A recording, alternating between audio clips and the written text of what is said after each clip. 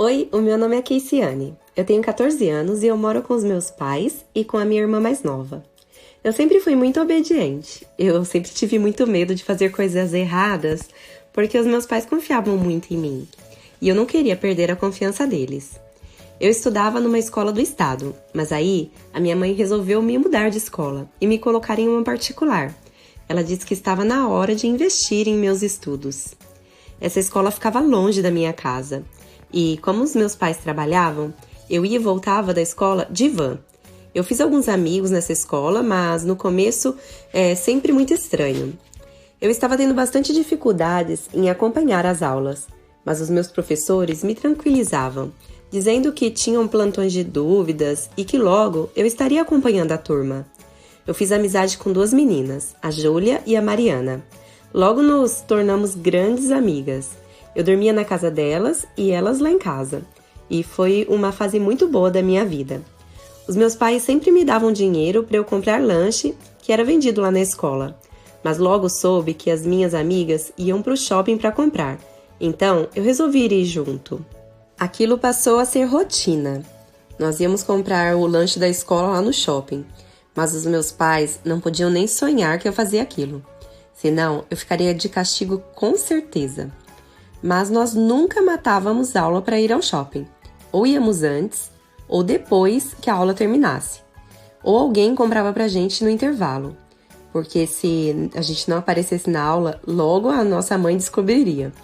Nessa escola, eu conheci o Matheus. Ele era uma gracinha. Eu estava encantada com ele e as minhas amigas sempre mandavam indiretas para ele que fingia não entender. Outro dia, na hora do intervalo, eu estava na quadra com as minhas amigas quando o Felipe veio me perguntar se ele podia passar o meu contato para o Matheus. Eu concordei na hora. Assim que cheguei em casa, eu percebi que tinha mensagem de alguém que não era dos meus contatos. O meu coração disparou. Certeza que era o meu crush. Na mensagem, ele dizia que levaria um chocolate para mim na outra aula e queria saber qual eu mais gostava, se era branco, se era de leite ou chocolate meio amargo. Quando eu cheguei na escola, eu tive uma surpresa daquelas. Tinha uma cesta de chocolate em cima da minha mesa e eu não podia acreditar. Eu pensei que seria só uma barrinha. Na hora do intervalo, ele perguntou se eu tinha gostado. Na verdade, eu tinha adorado, né? Foi o presente mais fofo que eu já tinha ganhado em toda a minha vida. Eu não sabia nem como agradecer. Minhas amigas queriam muito dividir o chocolate, mas eu expliquei que era melhor eu ir para casa e comer lá. Assim o crush não ficaria sabendo que eu dei para elas. Passamos a tarde toda comendo chocolate e jogando conversa fora. Minha mãe falou que íamos passar mal de tanto comer doce e nos levou um lanche mais saudável. As meninas foram embora, a mãe da Mariana veio buscá-la. E eu fiquei ali deitada e pensando no Matheus e no presente que ele tinha me dado também. Eu estava muito feliz. Na escola, ele me perguntou se eu queria dar uma volta no shopping com ele. Claro que eu queria. Mas eu não podia, pois se a minha mãe soubesse, eu estaria frita. Falei que naquele dia eu não podia, porque o professor daria um trabalho valendo nota, mas que no outro dia a gente podia ir com certeza. Porém, eu só falei aquilo para ganhar tempo. Eu pedi para as minhas amigas confirmarem a história do trabalho, porque eu precisava criar coragem para ir ao shopping com ele, e também dar sorte de ninguém conhecido nos ver por lá. Por mais de uma semana, eu consegui arrumar desculpas, mas depois eu precisei ceder e combinar de ir. Mas eu expliquei que o encontraria lá depois que a van me deixasse na escola. Foi uma tarde bem legal. Ficamos horas na praça de alimentação conversando. Acho que as pessoas nos odiavam. Percebi até algumas pessoas um pouco incomodadas, porque a gente não liberava o lugar para que elas pudessem comer também.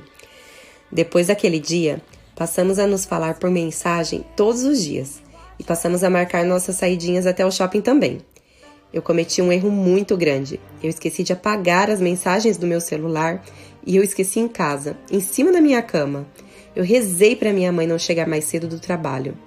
Passei o tempo todo na aula sem conseguir me concentrar. Estava super nervosa. A Mariana perguntou o que estava acontecendo e quando eu contei, ela me chamou de primária. A Júlia teve uma ótima ideia. Ligou para minha mãe e perguntou se ela já estava em casa, porque se ela tivesse saído do trabalho, Ela poderia ter ido me buscar no colégio, pois eu não estava muito bem. Minha mãe trabalhava até tarde naquele dia, mas o meu pai veio me buscar. Eu estava muito preocupado e queria saber o que tinha acontecido, e eu falei que era só uma dor de cabeça. Que alívio eu senti ao chegar em casa e pegar o meu celular. Agora eu não desgrudaria mais dele. Minha mãe chegou e quis saber se a dor de cabeça já havia passado. Eu fiquei mal, eu não gostava de mentir. Eu estava quase dormindo quando o Matheus mandou uma mensagem perguntando se eu queria encontrar com ele no shopping. Eu respondi que teria que ser 2 dias depois, porque eu tinha a prova no dia seguinte. Eu estava lembrando da prova só naquela hora. Nem havia estudado, dei um pulo da cama e fui ler o resumo que eu tinha feito com as meninas. Eu adormeci enquanto estudava, nem apaguei as luzes. Quando o celular despertou, eu tomei um susto. O dia já tinha amanhecido. Tinha que rezar e encarar aquela prova. O que eu nem imaginava era que a minha mãe tinha levantado no meio da noite, ido até o meu quarto apagar a luz, pego o meu celular e lido todas as minhas mensagens. Mas ela não disse uma palavra. Nós tomamos café juntas. Fomos juntas para o carro para ela ir trabalhar. Ela se comportou como se não tivesse visto nada, e eu na maior inocência. Na hora de dormir, perguntou se eu teria prova no dia seguinte, porque ela não tinha me visto estudar e sabia que eu precisava de nota boa em matemática e geografia. Eu respondi que não, e ela deu uma boa noite e fomos dormir.